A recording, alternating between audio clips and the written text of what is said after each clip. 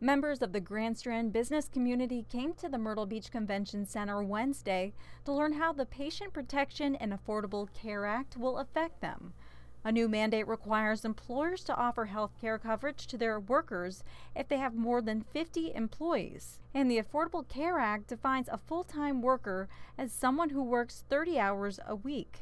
Those leading today's workshop say this law may affect our area more because of the types of businesses here. Particularly being, restaurants, property management companies, hotels, those sort of industries are going to be particularly impacted by this and probably hit a little bit harder in terms of their administrative responsibility. Tourism businesses have more seasonal employees. Tsunami Surf Shop in Myrtle Beach employs around 150 people, some seasonal. Yvette Caulfield is in charge of the company's human resources and talked about the possible effects.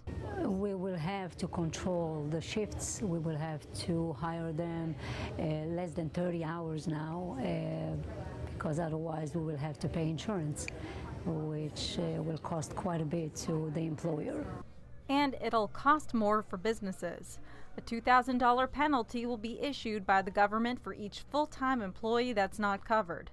Todd Palmer advises small businesses about what health insurance to pick for their employees. He was at Wednesday's workshop and says employers need to come up with a strategy now. We pretty much know what's going to happen. We have the basic concrete rules in place, enough to develop a strategy and move forward. And if they're not doing that now, and if they're not meeting with their consultant and putting plans in place and preparing themselves for 2015, then they're behind the ball and they're going to be in trouble.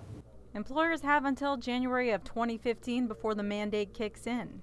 In Myrtle Beach, April Baker, WPDE News Channel 15.